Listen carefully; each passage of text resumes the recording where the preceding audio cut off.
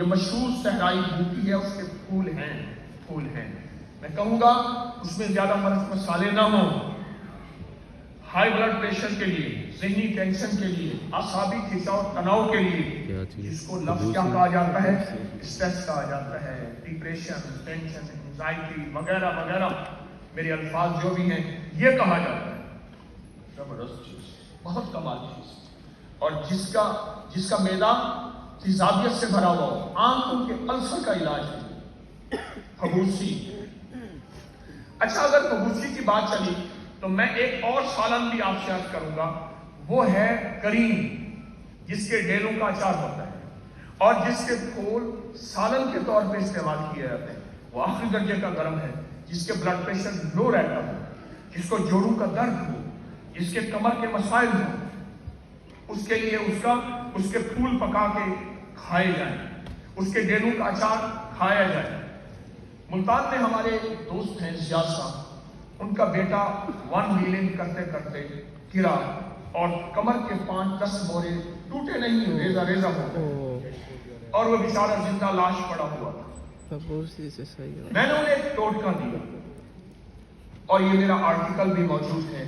ٹوٹکا یہ دیا کہ کریم کی لکڑی کو جلا لیں اور جلائیں ایسے کہ کوئلہ نہ ہو، راکھ. اس کی راکھ کو تھوڑی سی شکر، تھوڑا سا دیسی گھی اس میں ملائیں اور ملانے کے بعد اس کو دن میں 5-6 دفعہ چٹائیں.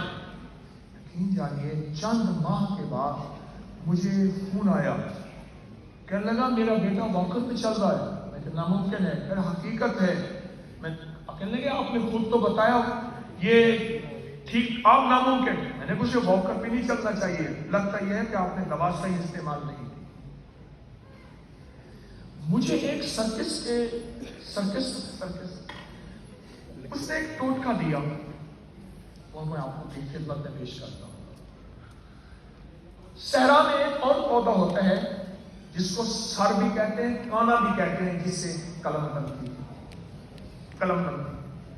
ایک پودا ہوتا ہے، اس کی جڑ لے لیں. لال جڑ ہوتی ہے، کماد کی طرح پھیلی ہوئی گانٹیں ہوتی ہیں، خاص جڑ ہوتی ہے، عام ملتی ہے، بالکل سستی ملتی ہے. ایک چھٹان 50 گرام وہ جڑ ہو، 50 گرام شہد ہو اور 50 گرام دیسی گھی. ٹوٹکے کی طاقت کیا ہے؟ وہ کہتے ہیں ہمارا ایک بندہ ہے، وہ رسے میں چلتا تھا، مداری ہوتے یوں کر کے رسے میں چلتا اور گر بھی جاتا تھا. وہی بندہ تیسرے دن پھر رسے میں چل رہا ہو اور رسہ بہت اونچا، کم از کم 30 فٹ نیچے گرتا تھا اور نیچے کوئی رضائیاں نہیں بچھائی ہوئی ہوتی تھی. اگر گرے کوئی کپاس روئی نہیں رکھی ہوتی تھی، اس کو چوٹ نہ لگے، گہری چوٹیں لگتی تھی. کہنے لگے ہمارے پاس خاندانی ٹوٹکا ہے، یہ جڑ، گھی اور شہد ملا کے چنے کے برابر چائے گرم دودھ میں تھوڑی سی ہلدی ملی ہو، کھاتے ہیں دن میں 5-6 دفعہ. تیسرے دن وہ بندہ کہتا ہے نہ میری ہڈی ٹوٹی ہے، نہ مجھے چوٹ لگی ہے اور میں بالکل صحت مند ہوں. آپ کو یہ ٹوٹکا میں پیش کر رہا ہوں. کہیں چوٹیں لگ جائیں، کہیں تکلیف ہو جائے، یہ ٹوٹکا بہت زبردست ہے اور حیرت انگیز ہے، بہت زبردست ہے. کیکر ہوتا ہے، 2 کیکر ہیں، ایک انگریزی کیکر کہتے ہیں، دیسی کیکر. میں دیسی کیکر کی بات کر رہا ہوں. دیسی کیکر کی پھلیاں 1 کلو لے لیں، گندم ثابت 1 کلو لے لیں، پھلیاں توڑ لیں، 5 کلو پانی میں پھلیاں دی اور گندم بھی ڈال لیں. زبردست ٹوٹکا دے رہا ہوں، توجہ فرمائیں. ڈال لیں، اس کو ابالیں ہلکی آنچ پہ، کم از کم 3-4 گھنٹے ابالیں. ابالنے کے بعد رکھ لیں. یہ ٹھنڈا ہو گیا. ٹھنڈا ہونے کے بعد کیکر کی پھلیاں علیحدہ، گندم علیحدہ. اس گندم کو سائے میں خشک کریں، اوپر کپڑا دیں، مکھیاں مٹی دھول نہ ہو. اب اس گندم کو ایک طرف رکھیں، پیس لیں. خواتین کی 5 بیماریوں کے لیے انشاءاللہ حیرت انگیز ہے. اگر فائدہ ہو تو جن حضرات نے یہ نظام بنایا ہے ان کے لیے دعا کیجیے جنہوں نے یہ تقریر کی ہے. خواتین کی 5 جن کے بال گر رہے ہوں، 2 شاخیں ہو رہے ہوں، وقت سے پہلے سفید ہو رہے ہیں. ایک فائدہ، بال گر رہے ہوں، 2 شاخیں ہو رہے ہوں، وقت سے پہلے گر رہے ہوں، یا جو چاہتے ہیں کہ بال بڑے ہوں، بہت گھنے ہوں ماشاءاللہ. ایک دوسرا، جو خواتین چاہتی ہیں کہ وقت سے پہلے بڑھاپا، جھریاں، گوشت کا لٹکنا اور رنگت کا مائل ہونا نہ.